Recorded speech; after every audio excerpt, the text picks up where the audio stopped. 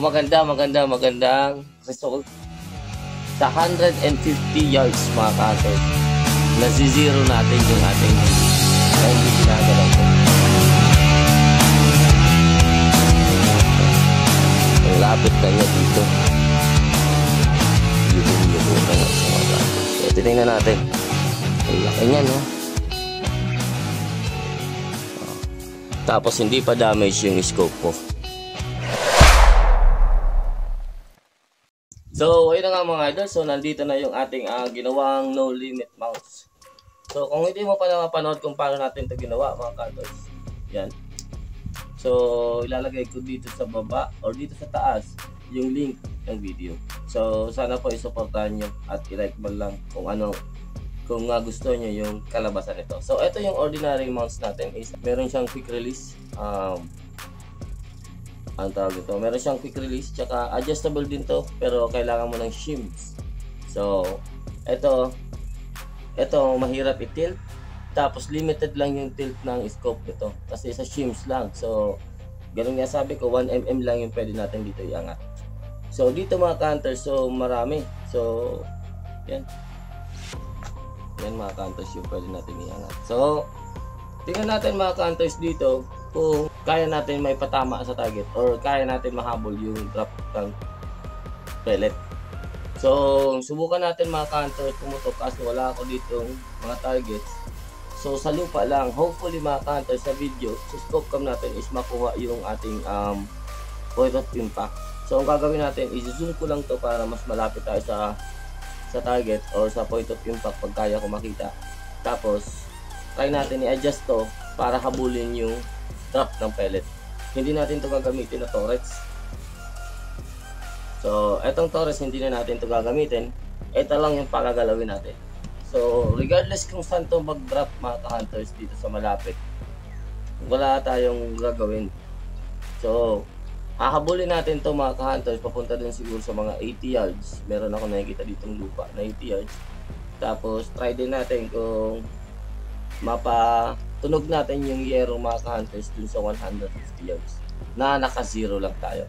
So, ito lang mga ka-hunters yung gagalawin natin. So, unang putok natin is gagawin natin is isi-zero na, titingnan natin yung point of impact niya sa short distance, tapos i-range natin siya sa mga 80 yards, then tingnan natin yung drop niya, then i-adjust natin siya, tapos putok ulit tayo ng 150, tapos tingnan natin yung drop, then i-adjust natin siya. So, hindi ko alam kung ilang mga shots to mga ka-hunters kasi hindi mga ka-hunters tuyo yung lupa. So, mas maganda sana tuyo. Ngayon pumunta tayo dito mga ka-hunters, sakto namang umulan. So, hopefully pa rin mga ka-hunters at may wind tayo. So, hindi tayo maghahanap ng accuracy dito para kasi limited lang yung pellets na gagamitin natin. Ito, yung pellets natin gagamitin is mga hindi ko ginagamit na pellet. So, kaya wala tayong target kasi hindi ko hahanapin yung accuracy. So, saka na natin hahanapin yung accuracy nito mga ka-hunters. Okay, mga ka-hunters, stay tuned lang. Tapos ipakita ko sa inyo kung paano natin ito ikakabit dito. So, stay tuned lang mga ka-hunters. Dito kayo. So, ayun. Uunahin natin ito mga ka-hunters na lock. Alisin muna natin ito ulit. So, gagawin natin mga ka-hunters.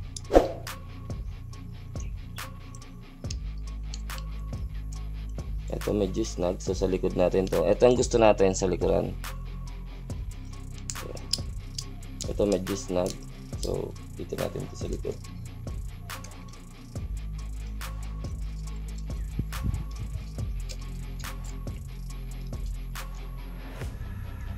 Antay. Tapos lagyan natin itong bolt.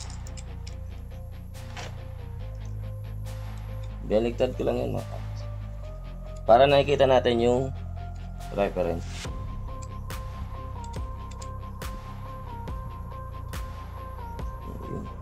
Yung reference nga palang tinutukoy ko mga ka-hunters, ito.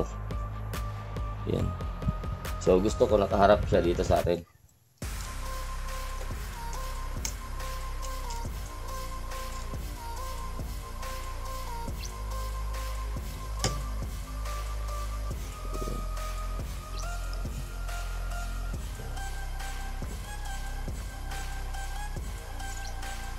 So yung gusto mo mangyari mga ka-hunters dito is eto, hindi mo muna magagalaw siya, tapos sagad siya sa ibaba as possible. So ito medyo angat kasi so yan. So yan. So naka 0-0 siya. Yan. Tsaka tigas. So naka 0-0 na yan. So lalagay na natin tong mga adapter niya or washer or bahala na kayo kung anong pangalan niya dito.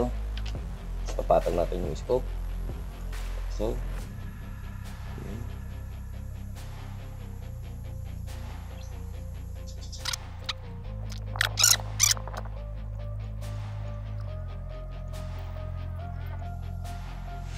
yan. So nagagalaw pa din natin siya. So yun na mga ka-hunters, so nakabit na natin. Okay na sa akin yung reticle natin, pantay na para sa akin. So hindi ko na linagyan ng leveling mga ka-hunters. Napapantay ko kasi to mga ka-hunters yung bore natin tsaka yung reticle. So okay na to sa akin mga ka-hunters. So ready to test na. So hopefully mga ka-hunters kahit mga 10 pellets lang yung paliparayan natin.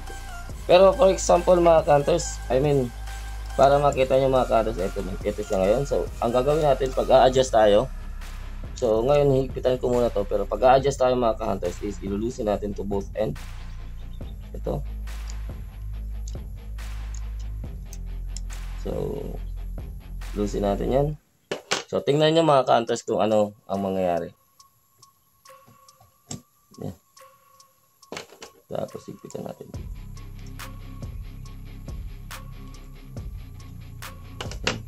Hindi ko na muna higpitan kasi pinapakita ko lang sa inyo mga ka-hunters kung gaano na siya ka-tilt. Ayun mga ka-hunters. Oh, ang lapit na niya dito. Yukong-yuko na nga siya mga ka-hunters. So titingnan natin. Ang laki niya, no? Oh. Tapos hindi pa damage yung scope ko. So yun. Sige mga ka-hunters, stay tuned lang. Scope cam na tayo. Tingnan natin kung saan yung drop ng ating pellet sa certain distances. Tapos kung paano natin siya i-hold. So yun mga ka-hunters, sige stay tuned lang. Scope cam na tayo mga ka-hunters. Sana malinaw po. Kung hindi man, lalagyan ko mga ka-hunters ng arrow sa baba, yung crosshair, kung saan ko nakikita mga ka-hunters na yung bagsak ng pellet natin. So doon tayo mag-a-adjust. So maghahanap pa ako dito ng rest sa likod para hindi magalaw yung ating scope. So ay yung ating unit. So sige mga ka-hunters, stay tuned lang. So ayun, titingnan natin dito sa 80 yards. So nag-align lang ako mga ka-hunters ng drop. So eto mga ka-hunters na ayusin ko lang para. Etong may lupa na to mga ka-hunters sa dulo, nakikita nyo sa crosshair is 80 plus 85 yards ata ito mga ka-hunters. So expected natin magde-drop yung pellet natin dyan. So diretso tayo mga ka-hunters.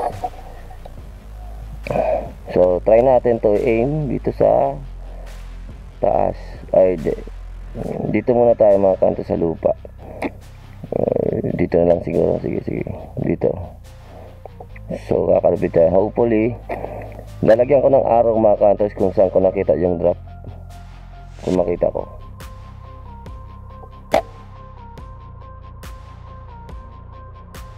Yun. Ito pa.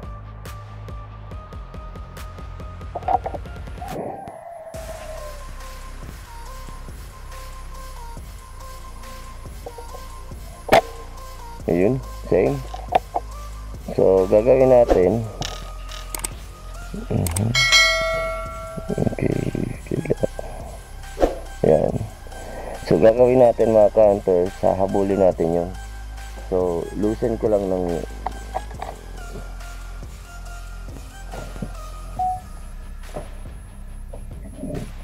okay. Okay, so gagawin natin, ilulusin ko lang tong unahan ng sakto, tapos yung likuran. Okay.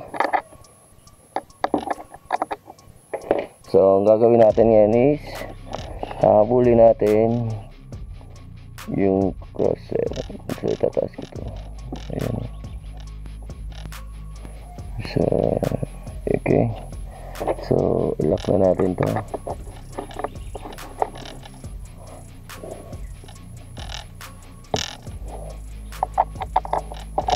Tingnan natin kung malapit na tayo kasi nagagalaw. So mas maganda nito mga kantos, naka-vice. Pero try natin to mga kantos kung malapit na tayo dun sa target. So again, yung accuracy natin is hindi natin base dito. So let's try.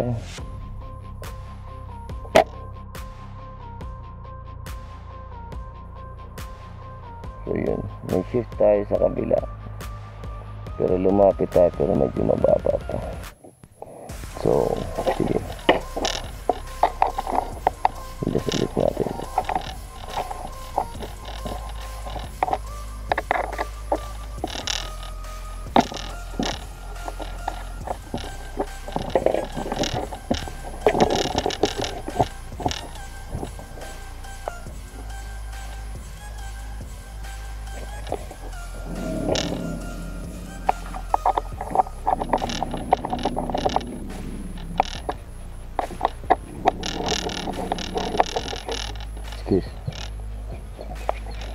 So again, try again.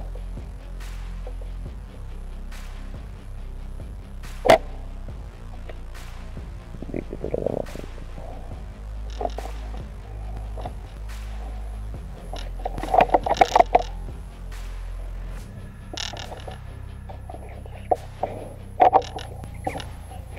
Dito mga kanto.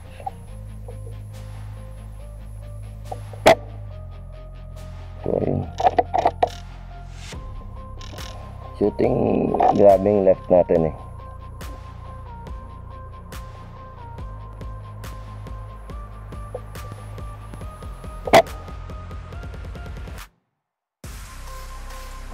Ayan, nakita ko. So, konti pa.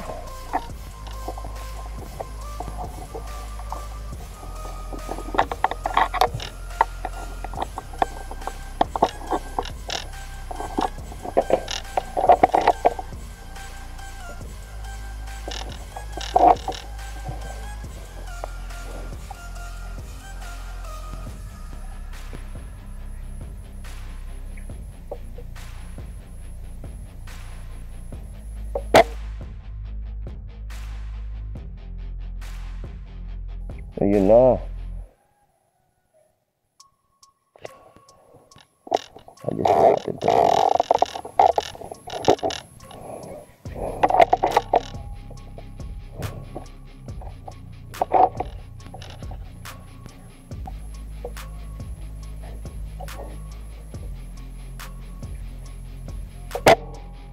Ayun na. So hindi dapat may target, so tayo pa.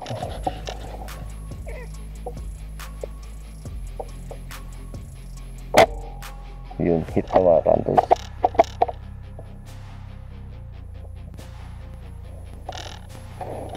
Patay ng lupa dito.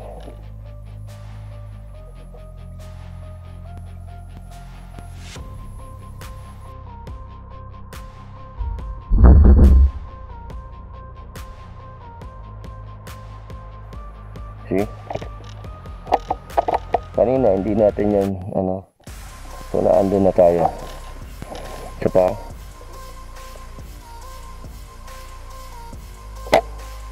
See? So pag ganyan na mga kantos, pwede mo na i-adjust dyan is yung torres mo na lang, kasi kakaunti na rin lang naman yan. So pwede na yung torres mo. Pero dito mga kantos,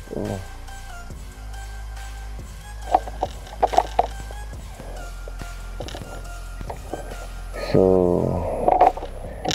okay, 0 tayo sa 80 ngayon. Taas.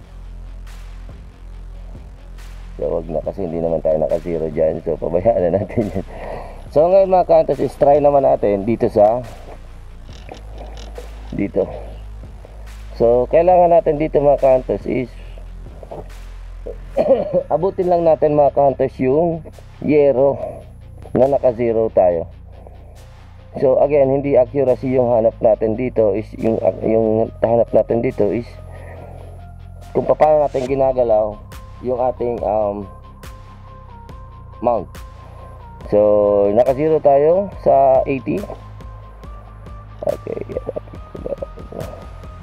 ayun na naman sila. So try natin dito mga ka-hunters, tingnan yung drop. So may aim point ako dito. Hindi ko na makita. Ayan. So may aim point tayo dito, yan, na inkan. So titingnan natin dyan kung saan da-drop yung ating pellet. Tapos habulin natin ng okay.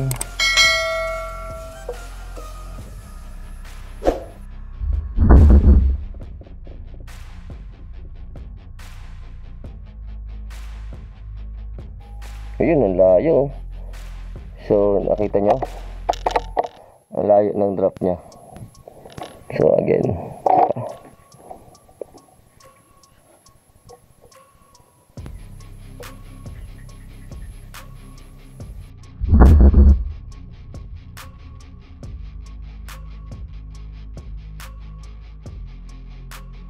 yun o. So nakita nyo, so habulin natin yan mga ka-hunters ng ating ito.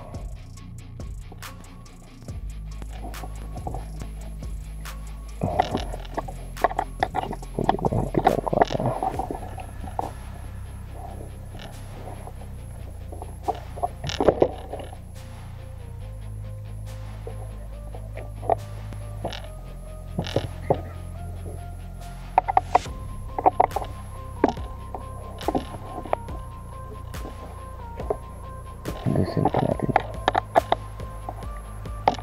Ayun. So siguro this is enough na yan.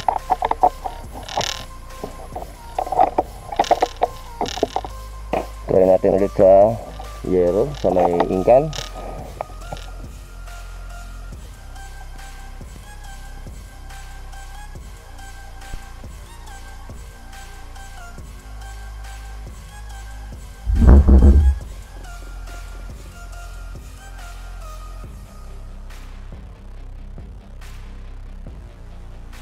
Yun na, nakita nyo.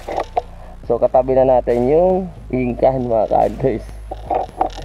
Ang layo na doon, 150 yards. Oh, medyo may flyer tayo doon. Or hindi na natin halak to. Saglit lang. Hindi pa ata natin nalalak. May tip naman to. Okay na.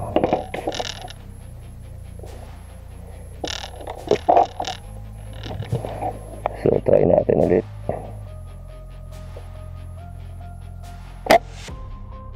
Okay, mababa pa tayo. So isa pa. Akala ko yun eh. So loosen again sa unahan. Ingat natin ito.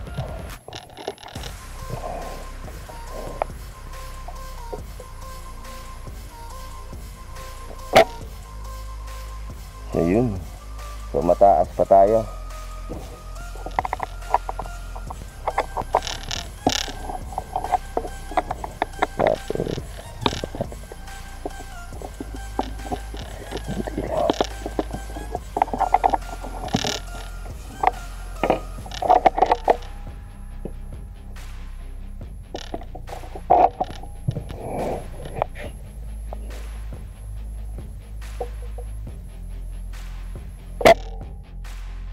So ayun. So shooting high na tayo sa 150. Kung nakikita nyo mga ka-hunters, pero sakto-sakto lang yan. Kaya na yan i-adjust ng turrets.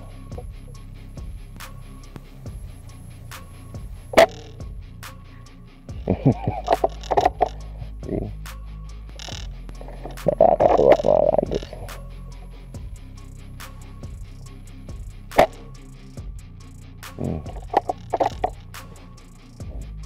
So kahit i-zero natin to dito, may wind kasi mga ka-hunters, so i-zero natin to for the sake ng tunog na hangero. See? So nandun na tayo. So ayun mga ka-hunters, so na-adjust natin siya sa 100 for 50 yards. So saglitan, lalapit ko kayo dyan. So yung gap na ginawa natin is yan lang. Yan o. Yan o. Naka-zero tayo niyan sa 150 yards. Oh, sa unahan. So parang wala lang nangyari sa unahan. Yung sa likuran natin yung umangat.